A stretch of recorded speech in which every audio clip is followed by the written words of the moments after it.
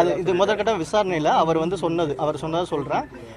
அவர் வந்து சமூக வலைதளங்களில் அவர் ஃப்ரெண்டுன்னு பழைய கால முன்னாடி படித்த நண்பர் அப்படின்னு சொல்லி பேசி அவரை வந்து இந்த மாதிரி அவர் பேசி இந்த மாதிரி எங்களுக்கு ஒரு பார்க்கணும் அப்படின்னு சொல்லி கூப்பிட்டுருக்காங்க, பத்திரிக்கை கொடுக்கணும் அப்படின்னு சொல்லி கூப்பிட்டும்போது இவர் வந்து சரி ஃப்ரெண்டு தான் போல இருக்குது அப்படின்னு சொல்லி வீட்டில் சொல்லிட்டு தான் போயிருக்காரு. ஃப்ரெண்டை பார்க்க தான் போகிறேன் தான் சொல்லிட்டு போயிருக்காரு. போகும்போது போய் பார்த்ததுக்கப்புறம் தெரியுது இந்த மாதிரி உங்கள் ஃப்ரெண்டு உள்ளே இருக்காரு வாங்கன்னு சொல்லி கூப்பிட்டு போயிட்டு அதுக்கப்புறம் அந்த செல்ஃபோனை பறிக்க நோக்கத்துக்காண்டி அங்கே வர வச்சுருக்காங்க. அதாவது அவருக்கு போலீஸ் பாதுகாப்பு வீட்டில் வந்து கொடுத்துருக்கு.